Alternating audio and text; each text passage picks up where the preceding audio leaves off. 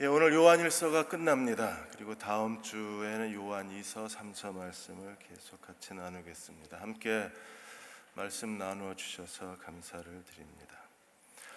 국민의사 이시영 박사님이 벌써 84세가 되셨습니다. 건강의 비결이 무엇이냐고 질문했을 때 규칙적인 생활, 그리고 스트레칭, 그리고 아침 명상이 건강의 비결이라고 했습니다. 아침에 일어나시면 자기 몸을 쓰다듬고 발을 주무르시면서 자기만의 이시영 아침 명상을 하신다고 했습니다. 발을 만지시면서 수고했다, 고맙다, 조심할게, 잘 부탁해 라고 자기에게 말씀을 하신대요. 이렇게 하시는 이유가 프랑스의 소설가 홍당무를 쓰신 소설가 주일 르나르 이분이 아침 묵상 기도라는 걸 하셨는데, 이분이 아침 묵상 기도에서 아침에 일어나면 앉아서 이렇게 얘기하신대. 눈이 보인다, 귀가 즐겁다, 몸이 움직인다, 기분도 괜찮다, 고맙다, 인생은 참 아름답다. 자기 자신에 대해서 고맙다, 인생은 아름답다라고 자신에게 미소를 지으며 하루를 시작하는 분들은 자기 인생을 더 의미 있게 살 수밖에 없습니다. 그리스도인이야말로 자기 자신에 대해서 고맙다, 아름답다, 그리고 기분도 즐겁다라고 말할 수 있어야 합니다. 왜냐하면 하나님께서 예수 그리스도로 말미암아 우리를 구원하셔서 우리에게 너무나 놀라운 은혜를 주셨기 때문에 그렇습니다. 사도 요한은 그 첫 번째 은혜를 요한일서 1장 3절에서 우리가 보고 들은 바를 너희에게 전하면 너희로 우리와 사귐이 있게 하려 함이니 우리의 사귐은 아버지요 그 아들 예수 그리스도와 더불어 누림이라. 우리야말로 정말 행복한 사람입니다. 왜냐하면 아버지 하나님과 예수 그리스도와 더불어 매일 친밀한 교제를 나누는 사람들이기 때문입니다. 또한 3장 10절에 우리는 하나님의 가족이 되었습니다. 이러므로 하나님의 자녀들과 마귀의 자녀들이 드러나나니 의를 행하지 아니하는 자나 그 형제를 사랑하지 아니하는 자는 하나님께 속하지 아니하니라. 우리는 하나님께로부터 태어난 하나님의 친자식들입니다. 그리고 의를 행하고 사랑을 실천함으로 하나님 안에서 사는 사람들입니다. 그러므로 우리야말로 매일 아침 일어나서 하나님께 감사하고 자기 자신에게 고마워할 수 있습니다. 또 다른 얼굴이 2장 6절에 있습니다. 요한은 우리에게 주신 하나님의 크신 복에 대해서 설명하기를 그의 안에 산다고 하는 자는 자기의 행하시는 대로 자기도 행할지니라. 우리는 그리스도 안에 있는 사람이라고 우리를 축복했습니다. 하나님의 놀라우신 은혜는 우리로 하여금 그리스도 안에 있는 자가 되고 주님이 내 안에 계셔서 우리는 어떻게 사나요? 모든 일에 그리스도가 행하시는 대로 우리도 행할 수 있는 사람으로 하나님의 복을 받았습니다. 이러한 하나님이 우리에게 주신 은혜와 특권에도 불구하고 1세기 말에 영지주의자들에 의해서 교회가 크게 흔들리고 믿음이 손상이 됐어요. 영지주의자들은 이원론을 주관하면서 그들이 기독교의 오랫동안 전통적인 죄론을 다 흔들어 버렸습니다. 죄론의 뿌리가 뽑히고 우리가 알고 있는 죄에 대한 인식이 완전히 망가져 버렸어요. 그들은 죄에 대해서 이렇게 가르쳤습니다. 신앙이 저급한 사람들에게만 죄가 통용된다. 신앙이 낮은 사람들에게 죄가 있고 도덕이 있고 윤리가 저촉이 되는 거지, 어느 정도 신앙의 수준이 올라가면 더 이상 죄와 상관이 없는 상태가 된다 그래요. 그래서 도덕도 윤리도 자기들하고는 상관이 없다는 거예요. 이러한 영지주의자들의 죄론으로 인해서 교회가 신앙이 크게 약화되고 사람들이 예수 그리스도를 믿는다는 것에 대해서 뿌리째 그 믿음이 다 손상이 되어버린 겁니다. 정말 우리는 죄와 상관이 없나요?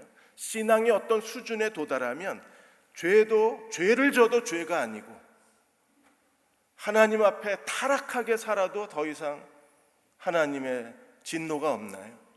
이러한 영지주의자들의 가르침에 대해서 요한이 정면으로 반박을 했어요. 1장 8절에 만일 우리가 죄 없다고 말하면, 영지주의자들의 가르침대로 어느 정도 신앙 수준이 돼서 우리가 죄 없는 상태의 사람이 됐다고 말하면 그게 정말 옳은가요? 만일에 그런 식으로 얘기를 하면 스스로 속이고 자기 자신을 속이는 사람입니다. 왜냐하면 매일 죄를 지으면서 나는 죄와 상관없다고 말해야 되니까 그것처럼 자기 위선이 없는 거잖아요. 그리고 진리가 그 속에 없다고 그랬습니다. 요한은 죄의 세 가지 얼굴을 요한일서에서 우리에게 가르쳐주고 있어요. 죄의 세 가지 얼굴과 그리고 우리가 그리스도를 믿는다는 믿음이 무엇인가를 우리 결론적으로 요한일서를 마치면서 함께 나누고자 합니다. 첫째로 죄란 무엇입니까? 죄는 하나님의 계명을 어기는 겁니다. 죄는 단순히 술 안 먹고 담배 안 피고 게임 안 하고 부도덕하게 살지 않는 것, 교회가 정해놓은 몇몇 규칙을 지켰다고 죄 안 짓는 게 아닙니다. 죄란 무엇입니까? 하나님의 계명을 어기는 게 죄입니다. 그래서 요한은 우리에게 하나님의 계명에 대해서 가르쳐요. 2장 7절과 8절에 보시면 사랑하는 자들아 내가 새 계명을 너희에게 쓰는 것이 아니라 너희가 처음부터 가진 옛 계명이니 죄는 뭐예요? 하나님의 계명을 어기는 겁니다. 옛 계명의 가장 중요한 두 가지가 무엇입니까? 신명기 6장 5절에 마음과 뜻과 힘을 다해서 주 너희 하나님을 사랑하라. 레위기 19장 18절에 내 이웃을 내 몸과 같이 사랑하라. 옛 계명은 사랑의 계명입니다. 그러므로 요한은 너희에게 옛 계명에 대해서 설명하면서 너희가 처음부터 가진 옛 계명이니 이 옛 계명은 너희가 이미 들은 바 말씀이 이거니와 내가 다시 너희에게 새 계명을 쓰노니 그에게와 너희에게 참된 것이라. 이는 어두움이 지나가고 참 빛이 벌써 비추임이라. 세상은 빛과 어둠으로 나뉘어져요. 두 세계와 두 세계의 가치관이 공존하는 것. 우리가 하나님의 빛 가운데 거하는 사람들이 되어야 합니다. 어떻게 우리가 빛 가운데 살 수 있나요? 하나님을 사랑하고 이웃을 사랑하라는 새 계명에 순종함으로 우리는 빛 가운데 행하는 사람이 될 수 있어요. 만일에 새 계명에 순종하지 않으면 이 사람은 어두운 가운데 사는 사람들입니다. 영지주의자들이 새 계명을 지키지 않으면 그들이 아무리 죄와 우리가 상관이 없다고 해도 그들은 죄 가운데 사는 거예요. 어두움이 그들 가운데 있는 겁니다. 그러므로 우리는 하나님께서 우리에게 주신 새 계명대로 서로 사랑하는 사람이 되어야 합니다. 서로 사랑하는 사람이 하나님 앞에 의롭게 사는 거예요. 우리가 서로 사랑하지 않으면 그 자체가 이미 하나님께 죄가 되는 겁니다. 2장 10절 11절에 그의 형제를 사랑하는 자는 빛 가운데 거하여 자기 속에 꺼리낌이 없지만 형제를 사랑하는 사람들이 빛 가운데 사는 사람들입니다. 그들은 마음속에 하나님께 대한 자책감이 없는 사람들이에요. 11절에 형제를 미워하면 어떻게 되나요? 그는 어두움 가운데 있고 어두움에 행하는 사람입니다. 갈 곳을 알지 못합니다. 어둠이 그의 눈을 멀게 하였다고 주님이 말씀하셨어요. 미워하면 어두움에 있는 사람입니다. 미움에서 죄가 시작이 됩니다. 요한은 우리에게 가인처럼 되지 말라고 그랬어요. 가인이 왜 동생을 돌로 쳐 죽였어요? 미움 때문에 그렇습니다. 모든 죄가 다 미움에서 시작이 되는 겁니다. 그러므로 우리는 하나님의 계명에 순종하는 사람들이 되어야 합니다. 3장 23절 24절에서 계명은 이것이니 하나님이 우리에게 주신 계명이 무엇입니까? 그 아들 예수 그리스도의 이름을 믿고 그가 우리에게 주신 계명대로 서로 사랑할 것이라. 하나님의 계명은 단순합니다. 예수 그리스도의 이름을 믿고 구원받았습니다. 그럼 평생 어떻게 우리가 살아야 되나요? 그의 계명대로 서로 사랑할 것이라. 그리스도를 믿고 구원받으셨습니까? 그렇다면 우리가 지켜야 할 하나님의 계명이 무엇인가요? 서로 사랑하라는 계명을 지키고 살아야 합니다. 그래서 24절에 그의 계명을 지키는 자는 주 안에 거하고 주는 그 안에 거하시나니 우리가 하나님 안에 있고 하나님이 내 안에 계십니다. 누구에게요? 그의 계명을 지키는 사람들에게. 우리가 이걸 어떻게 할 수 있어요? 우리에게 주신 성령으로 말미암아 하나님이 우리 안에 거하시는 걸 우리가 확신할 수 있습니다. 하나님 안에 거하는 사람들은 오늘 시온 성가대가 찬양한 것처럼 두려움도 없고 염려도 없이 살 수 있는 거예요. 계명에 순종해야 합니다. 하나님이 우리에게 주신 두 가지 계명이 무엇입니까? 하나는 그리스도의 지상명령입니다. 너희는 가서 온 천하 만민에게 복음을 전하라. 모든 족속을 제자로 삼으라. 그리스도의 선교의 지상명령에 순종해야 합니다. 또 하나는 내가 너희를 사랑한 것 같이 너희도 서로 사랑하라. 그리스도의 세 계명에 순종해야 합니다. 지난 금요일 날 그렉 로리 목사님이 쓰신 제자도 죽어야 다시 사는 길에 대해서 말씀을 드렸습니다. 그 책에 보시면 아프리카에서 선교하셨던 조지 스미스 선교사님의 이야기를 그렉 로리 목사님이 인용을 하셨어요. 이분이 하나님의 선교에 부르심을 받고 아프리카를 준비하고 아프리카로 건너갔는데 선교하고 얼마 있지 않아서 그 나라로부터 선교 중지 명령을 받고 강제 추방을 당했습니다. 조지 스미스 선교사님이 추방당하기 전까지 복음을 전해서 회심시킨 사람은 가난한 여인 한 사람밖에 없었어요. 그래서 추방당하면서 그 가난한 여인을 찾아가서 축복기도 해주고 자기가 가지고 있던 성경책을 선물로 주고 그 나라를 떠나야 했었습니다. 그리고 계속 아프리카를 위해서 기도를 하셨어요. 마지막 그가 하나님의 부르심을 받았을 때 어떤 모습으로 숨졌는가 하면 그가 아프리카를 위해서 무릎 꿇고 기도하는 모습 그대로 하나님의 부르심을 받았습니다. 모든 목회자들이, 모든 성도들이 가장 소망하는 거룩한 부르심과 그리고 하나님께 대한 열망이 무엇입니까? 이 조지 스미스 선교사님처럼 무릎 꿇고 기도하다가 하나님 부르심을 받는 거예요. 선교사님은 마지막 하나님 부르시는 그 시간까지 아프리카를 위해서 숨질 때까지 기도하다가 숨이 멎었습니다.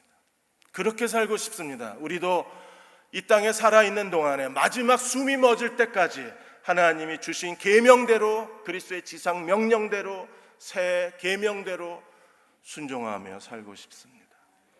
그렇게 순종하는 사람들이 그리스도 안에 있는 사람들이에요. 내년에 대흥침례교회 창립 70주년입니다. 그동안에 저희는 많은 선교사를 후원하고 많은 농어촌 교회들을 후원했습니다. 그러나 대흥침례교회 이름으로 파송된 선교사는 아직 없습니다.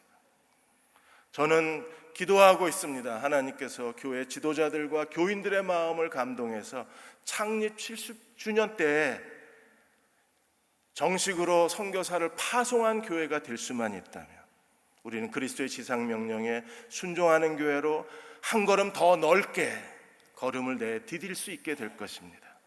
그리고 순종하는 우리가 빛 가운데 거하고 주님 안에 거하는 하나님의 교회가 될 수 있을 것입니다. 두 번째로 죄와 적그리스도의 관계에 대해서 요한이 설명을 하셨어요.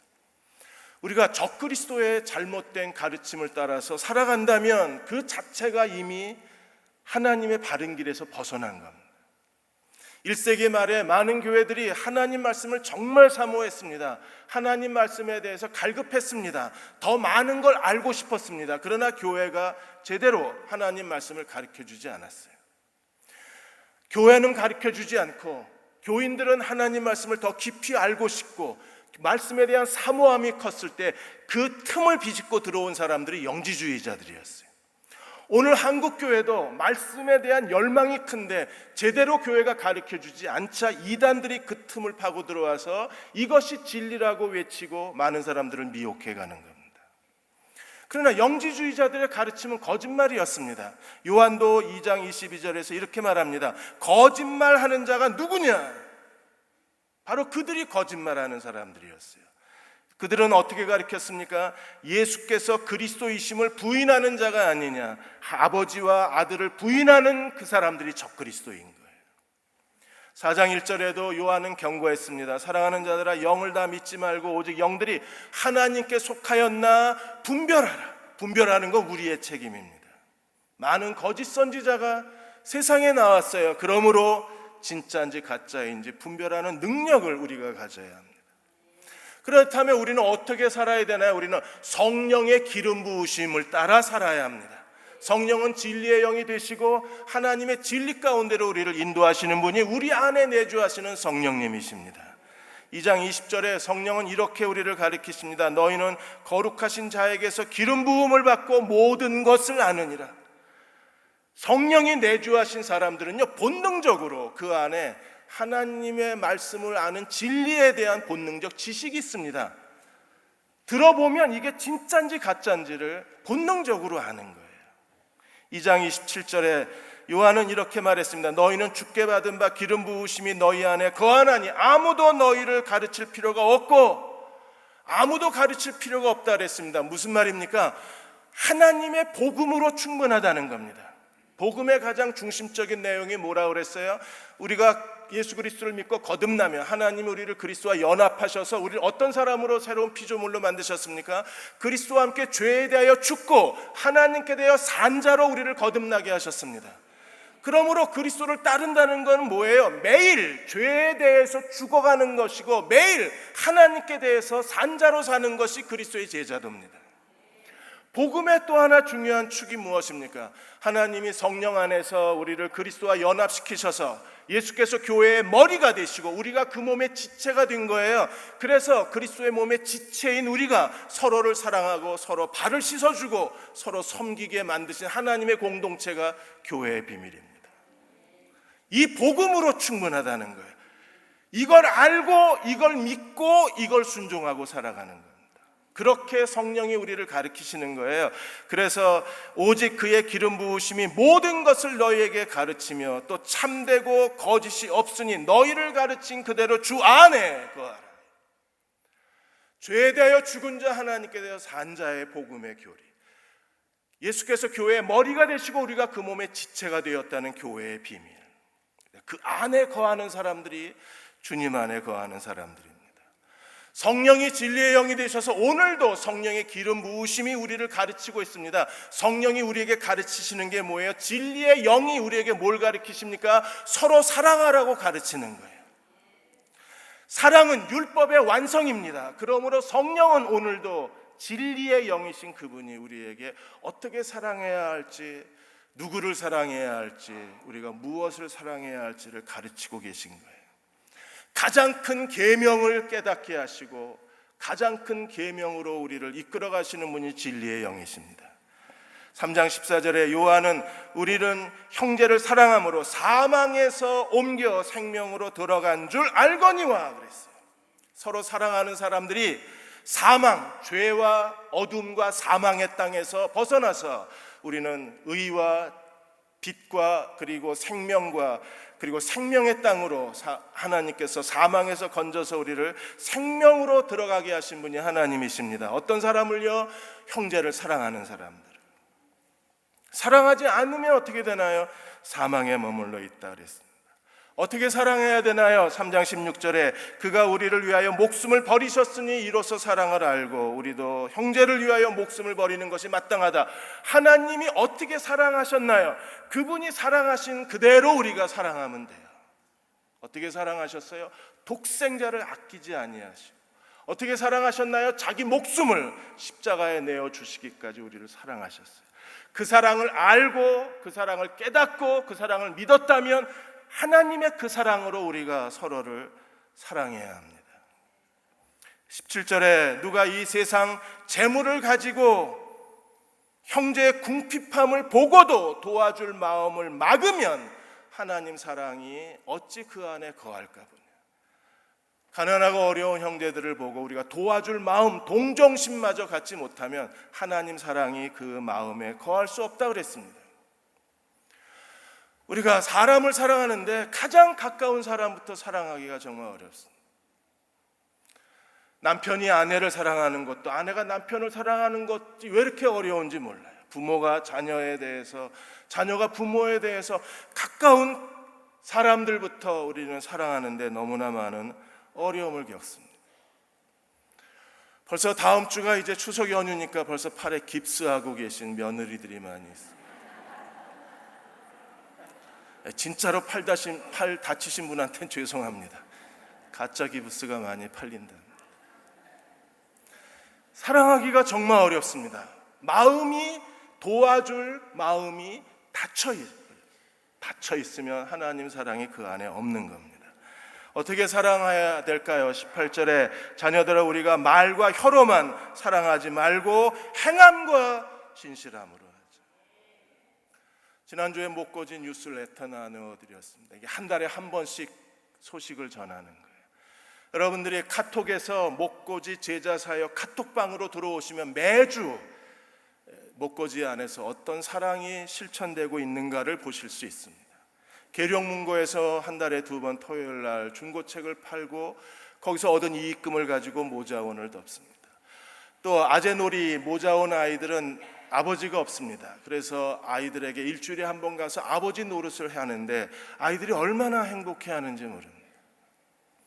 또 소래언덕 이야기도 있습니다. 탈북민, 나이 드신 탈북민들을 섬기는 일입니다. 그분들이 고향을 떠나서 외롭지 아니하도록, 그리고 남한에 가보지 못한 여러 곳을 여행시켜드리면서 그분들의 친구가 되어주는 거예요. 그리고 아재 집수리, 이번에 동영상이 하나 올라왔습니다. 거의 집을 다 완전히 새로 개조를 해주셨어요. 집수리의 현장에도 많은 사람들의 도움이 필요합니다. 무엇보다도 감사한 것은 밥상 목거지입니다. 매주 한 번씩 반찬을 만들어서 주일날 오시는 우리 베데스다 사랑하는 교우들에게, 또 우리 주변에 도움이 필요한 분들에게 일주일치 반찬을 만들어서 나누어 드려요. 그분들에게는 그게 얼마나 행복한 일인지 모릅니다. 여러분들이 카톡에서 목고지 제자 사역 7자만 치시면 이 화면이 뜹니다. 친구 추가하시면 매주 업데이트되는 사랑의 이야기를 들을 수 있습니다. 그리고 기도해 주십시오. 시간과 여유가 허락되시면 와서 같이 참여해 주십시오. 우리가 말과 입술로만 우리가 사랑하는 것이 아니라 행함과 진실함으로 사랑하자고 말씀을 하셨습니다. 왜 우리가 사랑하지 못할까요? 하나님을 인격적으로 만나지 못한 사람들이 사랑하기가 정말 어렵습니다. 김여성 목사님 이야기를 계속하고 있는데, 그분이 어느 날 그 학장님이 독일에 돌아가고 나서 같이 공부하고 졸업한 동기생에게 편지가 왔습니다. 네가 하나님의 손을 잡고 목회한다는데 나도 너처럼 하나님의 손을 잡고 목회하고 싶다. 우수한 성적으로 졸업을 해서 그래서 아주 큰 교회에 이분이 담임 목사로 청빙이 됐어요. 5,000명이 모이는 교회에 청빙이 돼서 그 교회를 완전히 부흥시켜서 300명 남았습니다. 목사님이 하나님 말씀이 믿어지지 않는데도 설교를 하는 거예요. 아예 나는 믿지 못하지만 여러분은 믿으십시오라고 설교를 했어요. 교인들이 썰물처럼 빠져나간 거예요. 그래도 목사하는 이유가, 독일에서 목사는 교수보다 훨씬 더 대우가 좋습니다. 국가 공무원이니까. 그래서 너도 나도 목사가 되려고 합니다. 근데 양심상 이제 더 이상 교인 300명이 남았으니까 양심상 더 이걸 그만둬야 되나, 신학교 헬라어 교수가 돼야 되나, 아니면 모든 걸 그만둬야 되나 하는 고민하고 있는데 김요성 목사 얘기를 들은 거예요. 편지를 보내서 너 부목사 안식년하고 갈 테니까 부목사 시켜달라.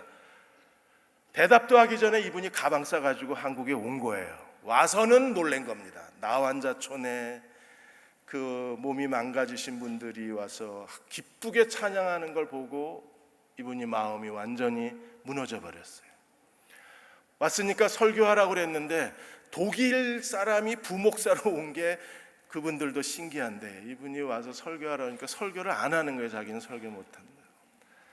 그러면 성경 공부하자 이러고 김여성 목사님이 성경 가지고 와서 성경 공부하는데, 이 독일 목사님은 히브리어, 헬라어, 라틴어 성경을 갖고 오더니 이 구절은 이게 잘못됐고 저 구절은 저게 틀렸고 이건 안 맞는 거라고.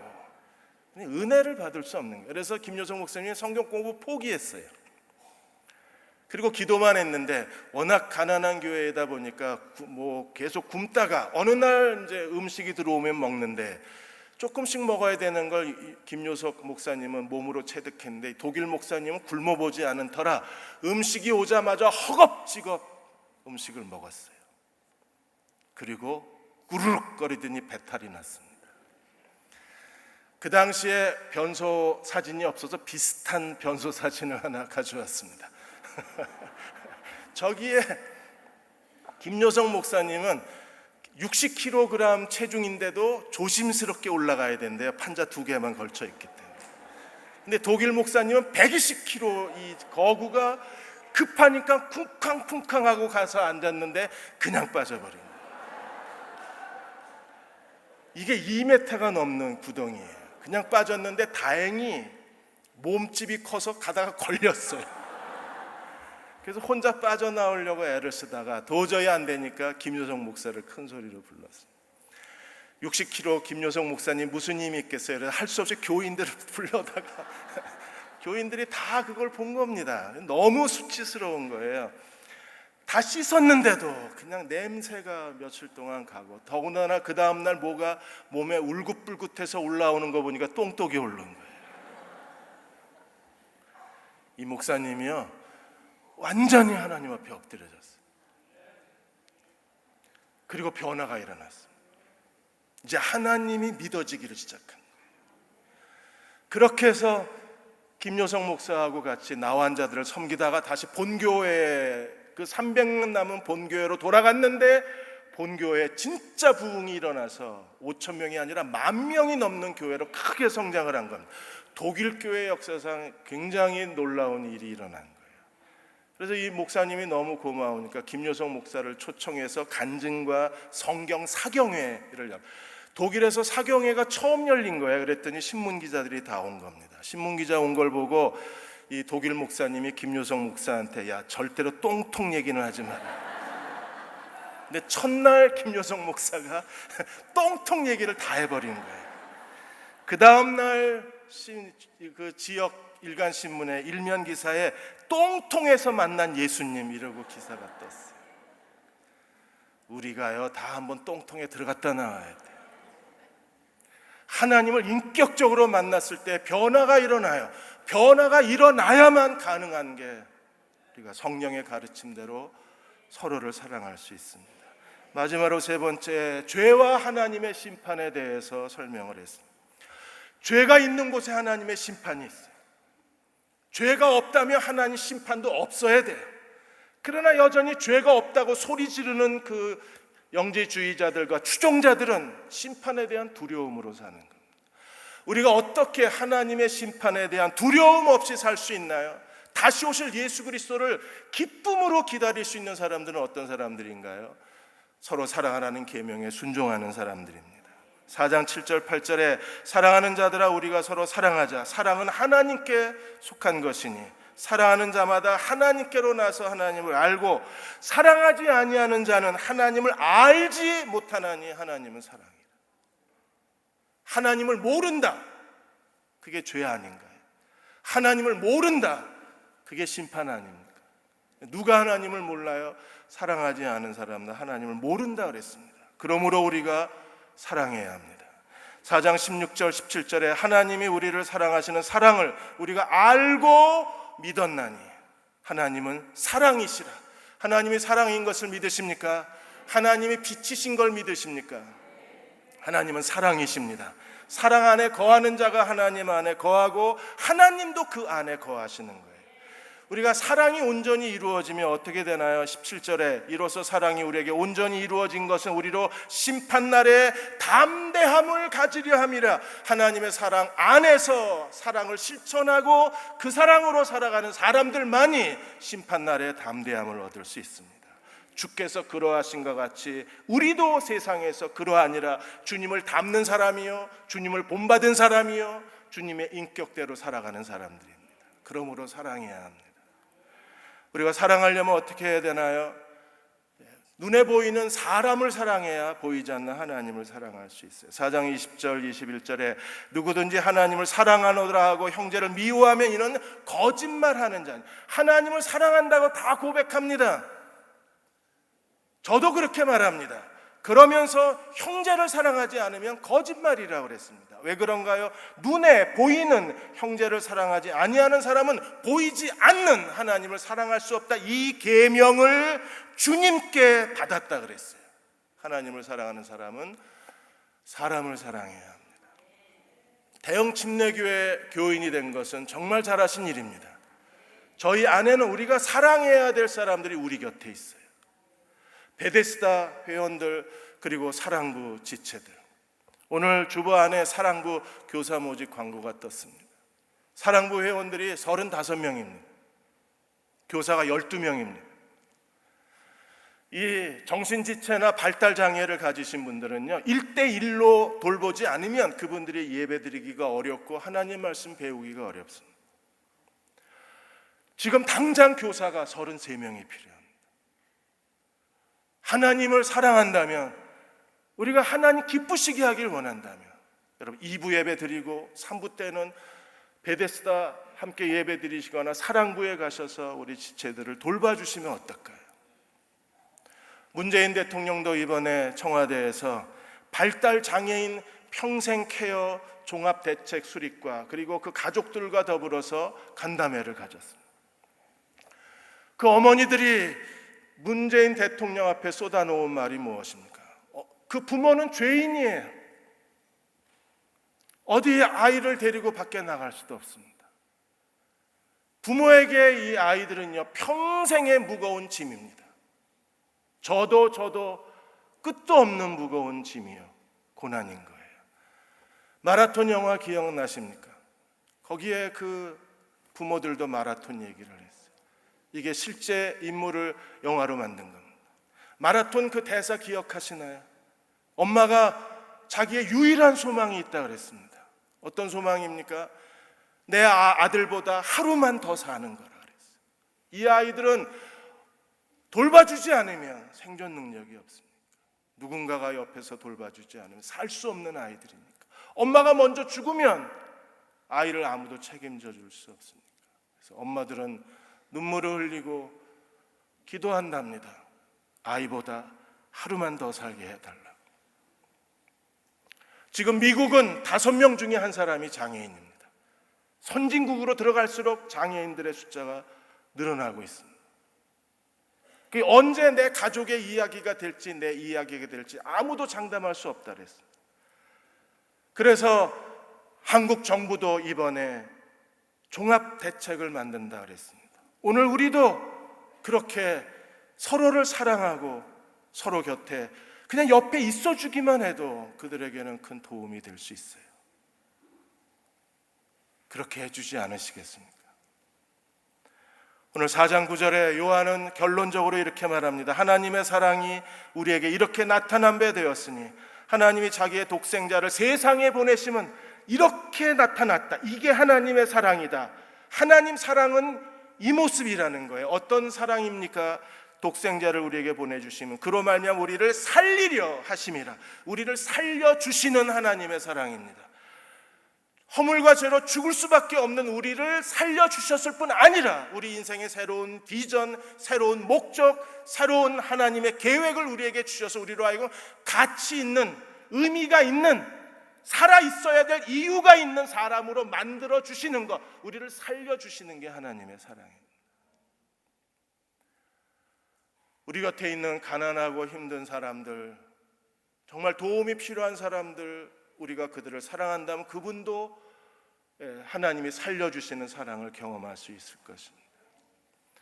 호주의 멜번 시티 한인교회에 여수빈 자매가 있습니다. 이 자매가 2007년도에 선교 여행을 갔다가 거기에 너무나 가난하고 버림받은 아이들을 봅니다. 학교도 못 가는 아이들을 보고 거기서 하나님의 소명을 받아요. 그래서 그 하나님의 소명에 자기를 결단하고 헌신을 했습니다. 교육을 통한 빈곤 아동 퇴치, 이게 그녀의 소망이었어요. 그래서 와서 호주로 돌아와서 교육 전공 과목을 바꾸고 교육학을 전공해서 초등학교에서 아이들을 가르친 겁니다. 여러 나라 아이들, 특별히 가난한 아이들을 가르치면서 그녀의 마음에 점점 한계가 느껴졌어요. 그래서 여기서 이렇게 해가지고는 안 되겠다. 내가 좀 더 공부해서 더 영향력 있는 위치에 가서 이 운동을 해야 되겠다. 그래서 박사학위 코스를 신청을 했는데 한국에 있는 서울대학교에다가 박사학위 코스를 신청한 거예요. 나이가 30입니다. 이제 공부하면 3년 내지 5년을 공부해야 된다. 돈은 하나도 없습니다. 그래서 그녀가 기도하기 시작합니다. 이게 자기 욕심이 아닌지, 하나님의 뜻을 자기가 잘못 판단한 건 아닌지, 헛다리 짚는 건 아닌지 두려운 마음으로 하나님 앞에 기도했습니다. 하나님, 하나님이 시키신 일을 위해 그걸 다 이루기까지 야곱에게 떠나지 않겠다고 그랬는데 내게도 그 약속 증거를 하나님 보여주십시오. 베드로로 하여금 물 위를 걸어오라 명령하셨는데 주님 정말 하나님 뜻이면 내게 걸어오라고 명령해 주십시오. 그 증거가 장학금이라고 내가 믿겠습니다. 그리고 기도한 거예요. 며칠 뒤에 서울대학교 교무행정실에서 전화가 왔어요. 전화가 왔는데 2017년도 1학기 장학금 선정이 됐는데 30% 장학금이 선정이 된 거예요. 할래 이러려다가 못했습니다. 왜냐하면 30% 장학금 받고는 도저히 한국 가서 학위를 할 수가 없는 거예요. 너무나 실망이 됐습니다. 아, 하나님 뜻이 아니었구나. 내 욕심이었구나. 내가 잘못 생각했구나. 내가 하나님의 뜻을 잘못 알았구나. 그리고 실망을 하고 그 다음날 아침에 한 번 더 확인하려고 이번엔 서울대학교 대학원의 교육학과 행정실에다 전화를 했는데 30% 장학금이라고 그랬는데요. 여수빈이라고 하는데 그랬더니 그 교육학과에서는 아니라고 2017년 1년 장학금이라는 거예요. 그래서 할렐루야 이랬습니다. 그렇지, 하나님 뜻이지. 그런데 슬며시 걱정이 됐어요. 1년만 장학금을 주는 거. 하나님 앞에 기도하면서 감사하면서도 걱정이 됐어요. 가서 뭘 먹고 살아야 되나. 근데 그 다음날 그 사무 책임을 지신 분이 한 번 더 전화를 하더니 비행기 티켓 끊었냐고 얼마인지 알려주면 입금해 주겠다는 거예요. 왕복 항공권도 학교에서 제공을 해준다는 겁니다. 그러더니 그분이 말하기를 어제 들으셨죠? 매월 120만 원씩 생활비를 드립니다. 역시 다르시네요. 1부, 2부는 조용했는데 하나님 뜻이면 하나님이 주시는 그걸 살려주신다. 오늘 이번 한 주간도 억울할 거 없습니다. 하나님은 살려주실 거예요. 힘들어서 포기하고 싶으십니까? 괜찮습니다. 하나님은 살려주실 거예요. 우리에게 새로운 기회를 주시고 새로운 길로 인도해 주신 하나님을 믿으시기를 주의 이름으로 축원합니다. 다 일어나셔서 주님의 큰 죄에 빠진 나를 위해 우리 282장입니다. 1절하고 6절 부르시고 기도하고 축도하겠습니다.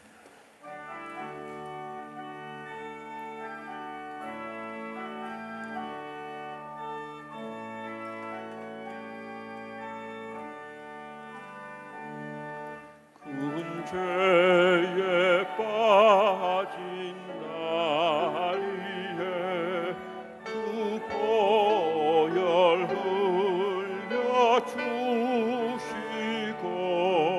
또 나를 보라 하시니 주께로 거저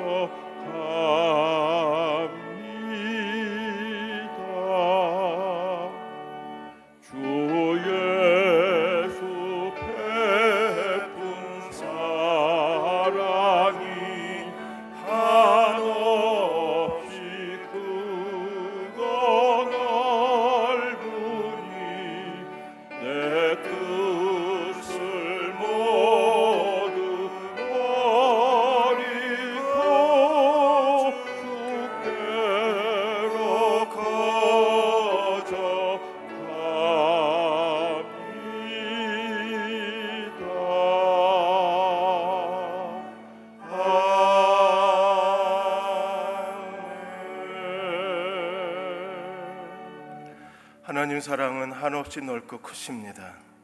내 뜻을 버리고 주께로 거저가면 하나님 도우십니다. 내 인생을 사용해 주옵소서. 믿음으로 한 걸음 내디딜 때 하나님이 길을 열어주시고 하나님이 도우실 것입니다. 여수빈 자매는 말합니다. 주님의 손만 바라보고 한 걸음씩 걷겠다고 고백했습니다. 우리도 그래야 합니다. 주님의 그 큰 능력의 손, 우리를 사랑하신 그 사랑의 손만 바라보고 한 걸음씩 걸어간다면 그분이 우리를 살려주실 것입니다. 하나님 인도해 주옵소서. 나를 도와주옵소서. 내 인생을 사용하여 주옵소서. 우리 같이 소리내어 통성으로 기도하겠습니다. 아버지 하나님, 우리의 인생을 주께서 사용해 주시기 원합니다. 주께로 거저갑니다.